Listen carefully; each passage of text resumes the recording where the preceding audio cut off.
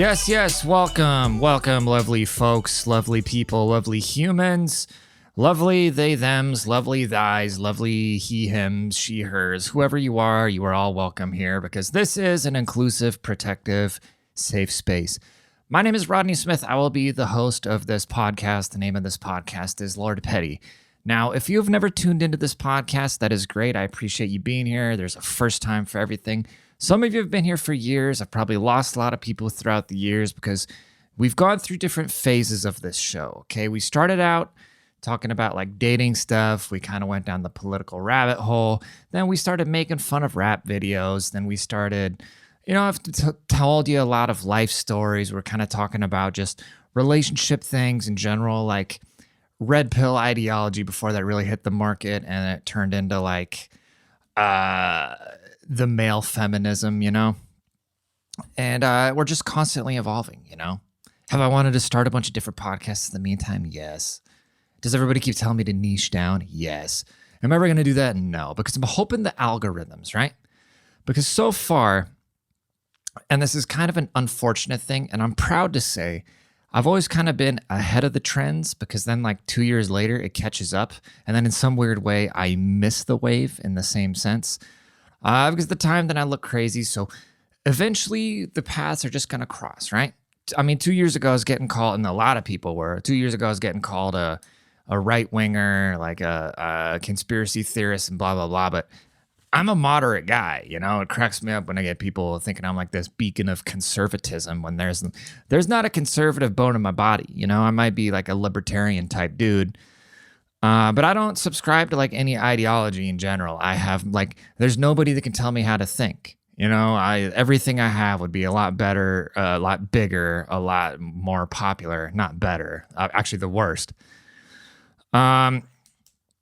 If I kind of committed more to an ideology, but I just can't do that. Like there's not a person on earth that can tell me how to think. And that's what's always so funny when I get in these arguments with people online. They're like, "Oh, where are you getting your info?" Like, "Oh, if I say the news is fake, they're like, oh, it's better than listening to some random person online." It's like, dude, I don't listen to anybody. If anything, like one of the podcasts I really like is the Iced Coffee Hour. 'Cause it's just kind of like these nerdy real estate dudes, and they'll talk to like anybody on the whole entire spectrum. And I can listen to them because they will talk to these super like left-wing characters. And because I don't listen to any sort of like right-wing media, I don't listen to like Ben Shapiro, Candace Owens, who are the other ones? Crowder, I forget like who the big ones are. Like I don't listen to these people at all. Like I don't really listen to anything. I just like pay attention to what's going on in the world and I say my own opinions. And if they align with any of that stuff, they just happen to, but I don't try to. But I actually listen to because I've been kind of pushed to, this is your right. I've been pushed to the right just by default by being like a moderate type person because everything kind of shifted to the left really extreme there. So I like listening to the, the leftist people like the Destinies and the Hassan, whatever, but I could never listen to their show without having some sort of balance. That's why I like the Iced Coffee Hour because they're like also very level-headed people and they'll talk to anybody. But I like knowing what people who I don't naturally agree with are thinking. So that's why it's funny where, if I say something that goes against like the mainstream narrative, someone's like, "Oh, what are you, some Fox News, blah, blah, blah." And it's like, no, dude, I don't watch, I think all news is fake. I don't believe any of the mainstream news. I don't watch any of these like, like right-wing, these right-wing content creators are super annoying, okay? Because none of them actually create any, they're all just creating artificial outrage, all right? There's nothing brave about it. And the crazy thing about these people, they'll always be, especially like these middle-aged conservative people, they'll always be like, "Oh, snowflakes." They always call the younger generation, "Oh, these kids are snowflakes. They're snowflakes, this and that." But then they always come around and they want to protect the children from anything and everything, right? They're always like, "Oh, these generations are so soft. Oh, I remember when we were kids, we drank out of the garden hose and yada, yada." But then God forbid the kids are exposed to like a Taylor Swift album, right? Like all these middle-aged moms, conservative moms losing their mind because the Taylor Swift album has dark undertones. They're like, "Oh, we can't expose the children to this. We can't expose the children to this." And then in the same breath, they're like, "Oh, this new generation, they're such snowflakes. Facts don't care about your feelings." They don't understand the level of hypocrisy, you know, and that's why I absolutely loathe getting grouped in with like the ultra conservative people, dude, because they have a screw loose. We all have a screw loose in some way. I just think the popular thing, right? The popular thing right now is to have, we talk about like right-wing extremism a lot, but nobody ever talks about left-wing extremism, right? About how right-wing extremism is this giant threat. Like, sure, it might be, but what about left-wing extremism? It's infiltrated colleges, it's infiltrated the media, it's infiltrated basically every facet of life, and it goes completely unchecked, right? It's like two gay guys can poof each other in the Capitol, but when the Trumpers storm in there, all of a sudden you see like the AOCs and stuff crying, you know, with their smash capitalism selling $60 sweatshirts. It's crazy, dude. It's wild. You know, and then these people on the left too, the thing that always kind of gets me is they always want to raise taxes. They're like, oh, well, we need to tax the rich. We need to tax the rich. And then they're running around with their Palestine flags, like, stop the genocide in Gaza. It's like, well, where do you think the money's coming from to bomb Palestine? It's the U.S. taxpayer. That's what they never understand this. They think, oh, okay, if we raise taxes, these money will go into good programs. Like, look at how the government manages money. They can't manage money because they have these budgets, and if they don't spend the money within these budgets, they don't get it anymore. So they just absolutely misspend the money. But they don't know this. They just think, okay, well, if we tax the rich, and then the rich are smart. They have accountants and all these powerful people in their corner. So they avoid the taxes. So then it just falls on the middle class. And what does that do?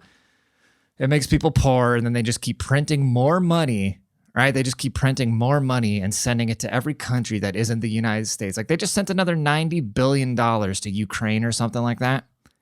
It's unbelievable, dude. It's absolutely unbelievable. And it's extremely frustrating, you know? And then the people on the left's like, okay, we need more taxes, more taxes.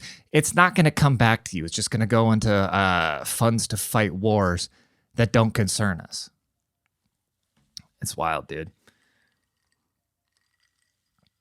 Anyways, let's move on. We talked about that enough. One thing I wanted to address on this show, okay? Because I was having a Reddit argument with a chick earlier. It wasn't even an argument, okay? The gist of it was, so the original post, what's the too long didn't read? My boyfriend wants to break up with me if I don't quit modeling. Female 20, male 28. We've been together for a year now, had our ups and downs. He also had a different blah, blah, blah, blah, blah. Long story short, she's taking like sexy pictures, posting them online, and her boyfriend's being like, hey, I don't like that you do this. I wish you would stop. Otherwise, I don't really think this is working out. So it's got hundreds of comments of everybody saying like, oh, girl, he sounds toxic, this and that. And I don't know the guy. I have no reason to vouch for this dude, but here's my opinion on the matter, okay? Now, let me get this out of the way. Me personally, at the point where I'm at in life, I would just, the modeling thing, her getting naked on Instagram, wouldn't bother me, or her needing male attention wouldn't bother me, because what I would do, and this has taken me a long time to get at this place, I wouldn't try to change her. I would just let her do what she does, but I wouldn't take her serious, and I would open myself to other options, okay? And it takes a while. It takes a little bit of heartbreak, a little bit of experience to get to that point, right? But then the average like self-respecting guy will be like, well, you know, if I were out here flirting with girls all the time, or let's put it like this, okay? Let's put it like this. Let's condense it so I can put this into a short, because that's how clickbait works. So girls will get on Instagram and show their bodies, and then if their boyfriends say anything like, hey, I don't like that you do this, they paint their boyfriends as insecure. They say they're insecure, they're controlling. He should stand next to you and encourage your beauty and all these things, okay? Sure, that's an opinion. It is what it is.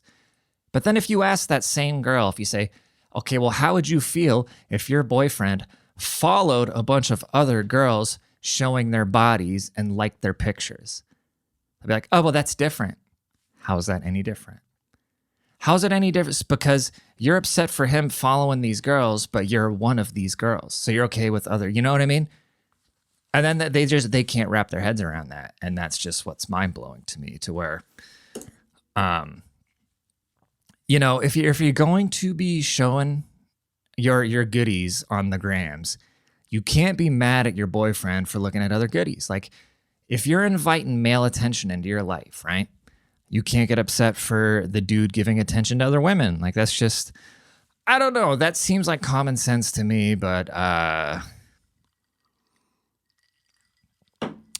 being a colonizing pig, nobody cares about my common sense anyway. So anyways, that is our intro, or that is the new format of this podcast. We had a 10-minute little monologue, and then we go into checking out the news and some current events and yada, yada, yada.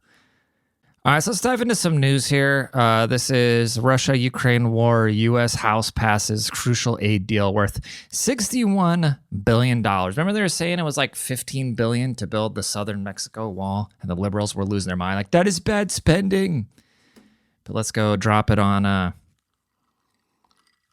let's go spend it on war. Let's check out what the BBC has to say. The big black...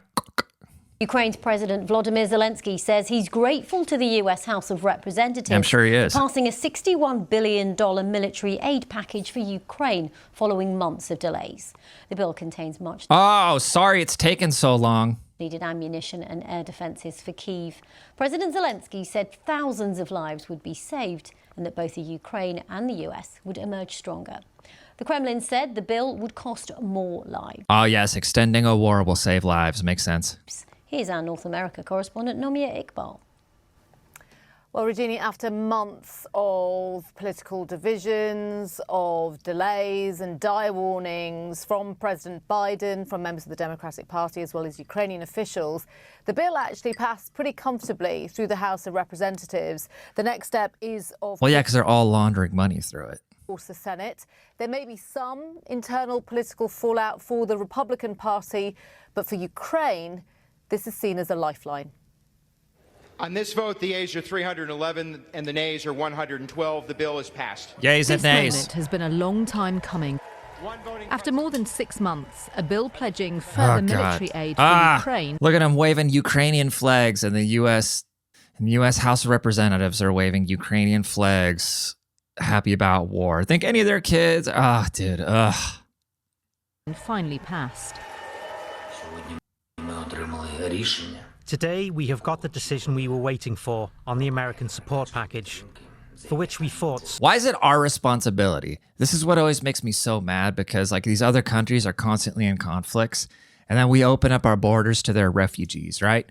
Grown-ass military-age males. We're just like, yes, come in. There's war going on in your country. You come here. We'll take care of you with our tax dollars, while we send tax dollars probably to the people that are bombing you. Meanwhile, if the United States or Western Europe get into a conflict, we get drafted. And if we don't go fight, we get lined up against the wall. That's what really upsets me, dude. So hard. President Zelensky, how was your meeting? President Zelensky had personally met with US lawmakers to lobby for support. Many in Congress waved Ukrainian flags during voting, but there were still divisions, with members of the Democratic Party backing Kyiv, others in the Republican Party not so much. But this is the sellout of America. Of course, they show this retarded bitch to...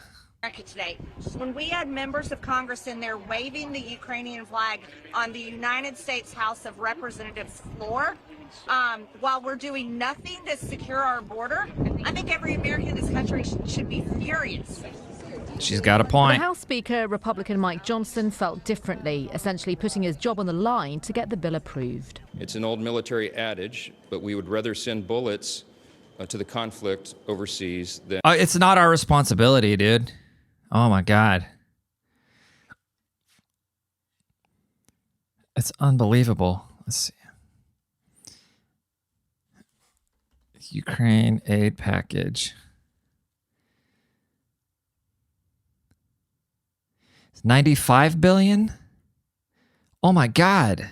Is off. Tonight, after 6 months of wrangling, the House has passed $95 billion in aid for Ukraine, Israel, and... Do you know what that could do for the American black neighborhoods? Do you know what that could do for the hoods, for veterans, medical care, student loan debt, homeless housing? Do you know what $95 billion could do? Secure the border. This is infuriating, dude. Absolutely infuriating. and Taiwan. It now heads to the Senate. The holdup was the funding for Ukraine, which the White House says is crucial to help that country repel the ongoing Russian invasion. Who cares? Ukrainian President Volodymyr Zelensky expressed his thanks to Congress on social media today. Fewer than half of all House Republicans, though, voted for that funding. And now some of them are threatening to oust one of their own, House Speaker Mike Johnson, for allowing that vote in the first place. That is unbelievable, Natalie dude. Brand has been covering all of it on Capitol Hill and joins us now. Good evening, Natalie. Good evening, Nancy. These 3 foreign aid bills passed with rare bipartisan support. Speaker Johnson, calling the world a tinderbox, said it demands American leadership. But now his leadership is being challenged by some Republican rebels. Cheers and a show of support for Ukraine as $60 billion in foreign aid for the war-torn country finally cleared the U.S. House after months of... What do they even do with that money? Where does that money go? Huh? Where exactly does the money go? I don't understand. Republican opposition and gridlock. It's part of a $95 billion package with separate bills also passing for Israel and Taiwan. Slava Ukraine! Look at these morons, dude. Oh my God.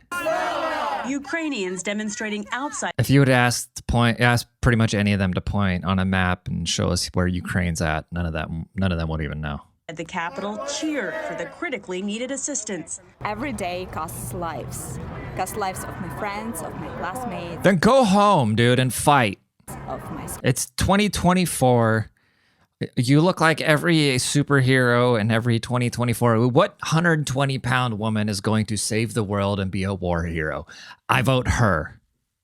Schoolmates. Congressman Adam Smith, ranking Democrat on the Armed Services Committee, believes passage means Ukraine has... I wonder if these soldiers are probably like, please, America, please, for the love of God, stop sending us money.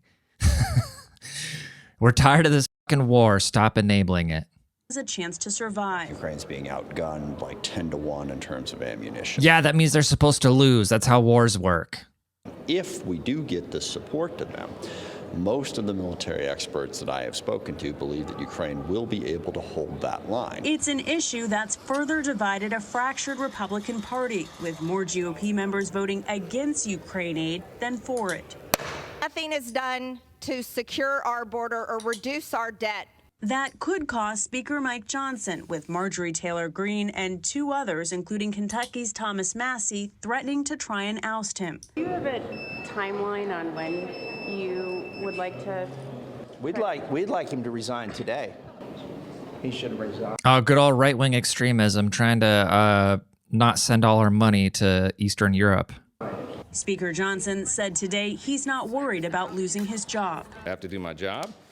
We did. Of course he's not worried, because even if he loses it, he's got all this money being laundered through the aid packages. And I love how they act like they act so righteous, right? They'd be like, oh, I did this thing. I sent $90 billion to Ukraine. You didn't do anything. That's our money. That's our tax money. It's supposed to be for roads and to take care of our veterans and homeless people and schools. And like, where's all this? It's insane, dude. It's absolute insanity. I've done here what I believe to be the right thing. You let the chips fall where they may.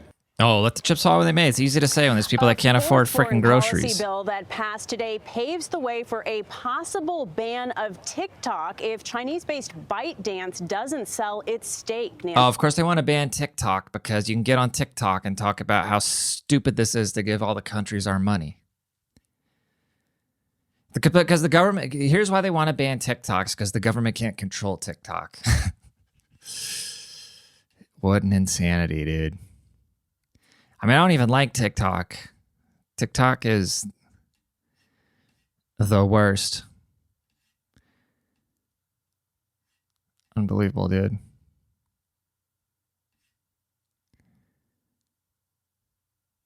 What else is going on in the news? Fake news. All right, let's switch gears here because I'm sick of politics. Let's watch fucked up moments on camera. No, that other truck opened there. Holy moly. It's a bunch of girls. Oh, shit. Uh-oh. Oh, gosh, she's pissed off. Oh, shoot.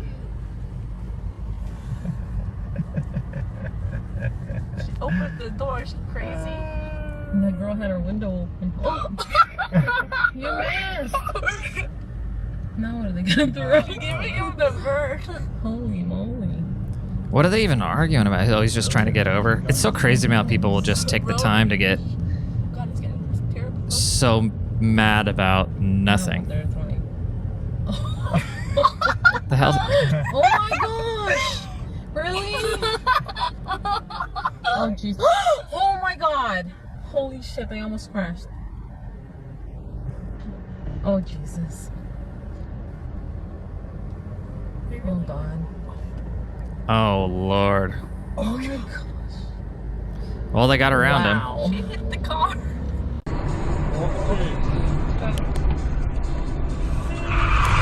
Yikes. That's my biggest fear right there.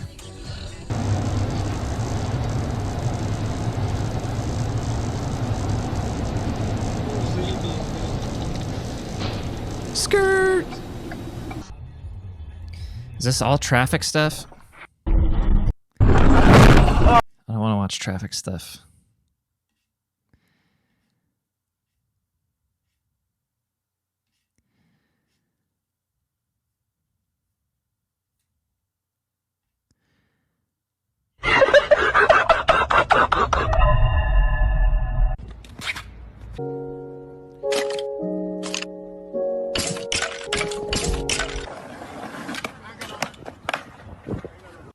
All right, that's the show for today. Appreciate y'all tuning in. Hope you got some value, some fun, some laughs, some joy, some whatevers. Follow me on Instagram at realnamerodney. Say what up. Send me some messed up videos. Email me some messed up videos to lordpettypodcast@gmail.com. You'll be credited. We will watch them. And that's that. Appreciate y'all. Go get my book, The Petty Principles. And I will see y'all on next week's episode. Thank you. Deuces.